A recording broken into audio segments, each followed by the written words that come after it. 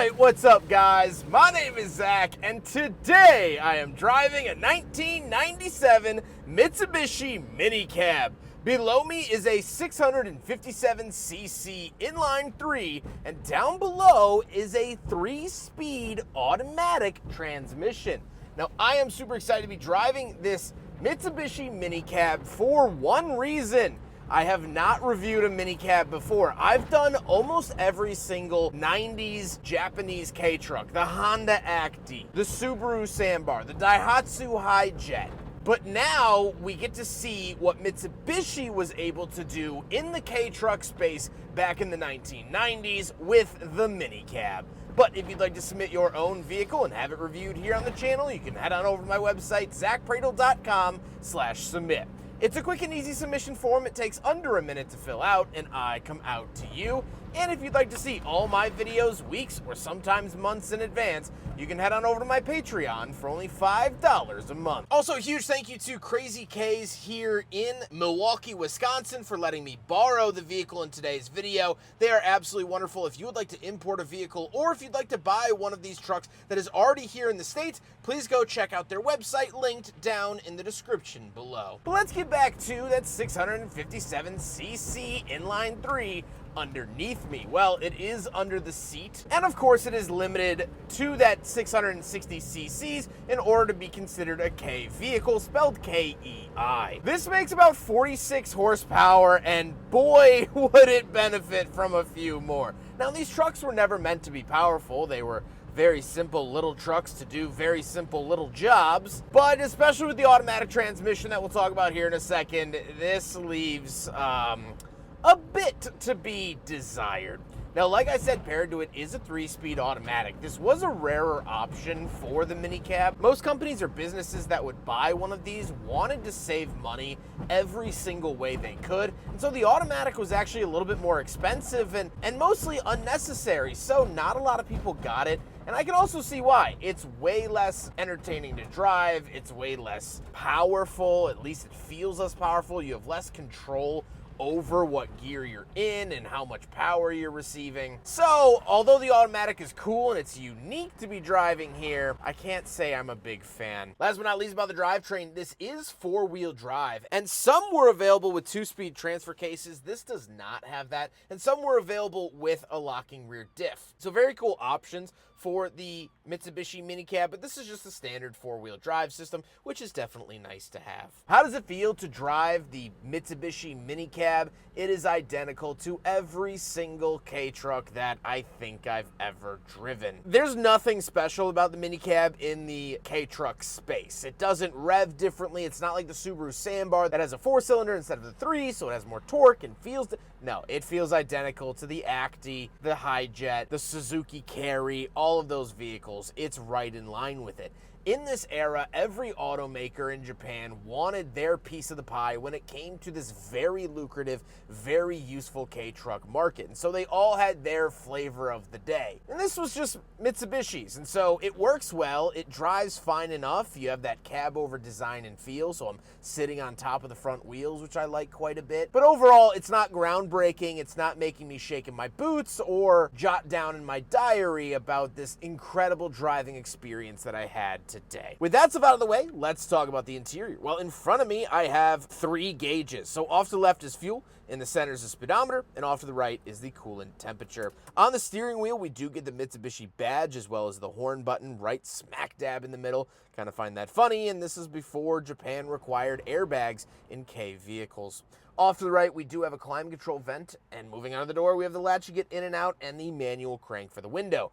That is it. Moving into the center, we have 2 climate control vents. We have our AC button off to the right, as well as our climate controls in the center. Not always super common to find AC, not only in K cars, but in specifically K trucks. Again, this was a utility vehicle that would deliver kegs to bars in downtown Tokyo, and that was about it. So you often don't see nice features like that. We do have an aftermarket Kenwood radio, storage cubby in the center with an ashtray that is loaded up with Japanese cigarettes, a 12-volt outlet, and we have the shifter in the center. The automatic shifter kind of looks almost a little bit out of place in a truck like this, which is kind of funny to see, but overall, it does the job. We have our handbrake, push button 4-wheel drive, and our power and normal shifting mode. So you can put it into power mode if you would like. And we do have a little Mitsubishi badge, but however, we don't have any cup holders, so sadly it fails a big freaking bottle test, but that was well to be expected.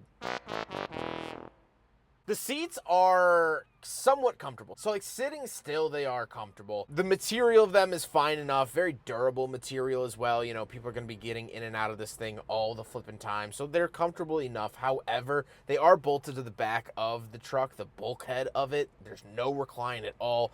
And over every bump, as the chassis flexes and the cab flexes, you feel every little twist and turn of the cab. And so that is definitely a downside. I'm 5'11", about 270 pounds. I fit in here fine enough, but definitely on a longer trip or longer journey, I could see this getting pretty uncomfy. Now, we don't have any back seats, but we will take a look at the bed and cargo space, and then we'll talk about the looks. All right, so funny enough, this is like a tiny little ant compared to that.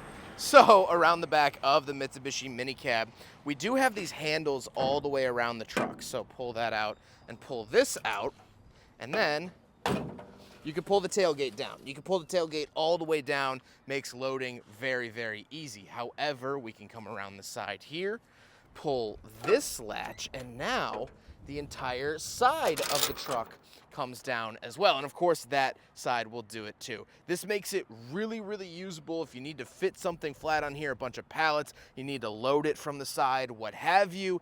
This makes life so simple, so great, so easy, and this is so utilitarian in a way that a modern pickup truck, like, okay, there's a Tacoma, like a previous gen Tacoma, you can't load stuff from the side in that, and you could haul way more stuff with this. It is small, but it is mighty, and so you get that a lot here. So you can pull this back up,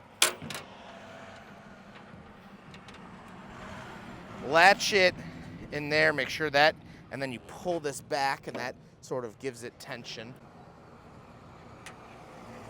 There we go, and there you go. There's your K-Truck. Now we gotta talk about the looks, and again, you know, besides the front end of it, and obviously the Mitsubishi badge, you can't really tell the difference between this and any other K-Truck from behind. It has a very simple bed around the back that we just talked about. Very simplistic design. This was not trying to win a design contest. This was not trying to show off or anything like that. It just was meant to work. And so it has headlights at the front so you can see at night. Not to make you feel a certain way or make it look angry or mean. It just has headlights for lights. It has taillights so people behind you can see. And that's the only design cues they were really given. 9 out of 10 K-Trucks you'll come across as well will be white, so then the businesses can scribble whatever they want on the outside. With all of that being said, let's get on to my final thoughts. What do I think driving the Mitsubishi MiniCab?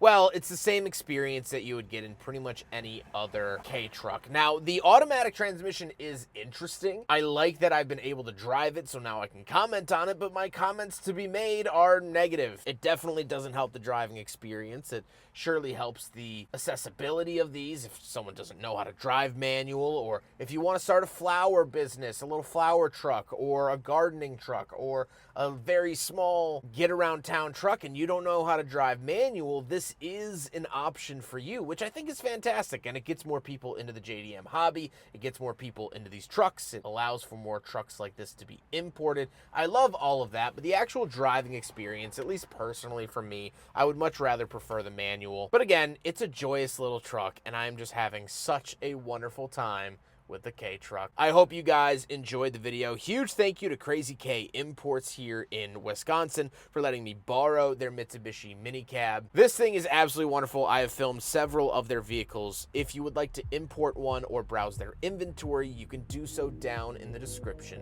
below. But I hope you guys enjoyed the video. Don't forget to rate the video, comment on the video, and subscribe if you really liked it. Take care, guys.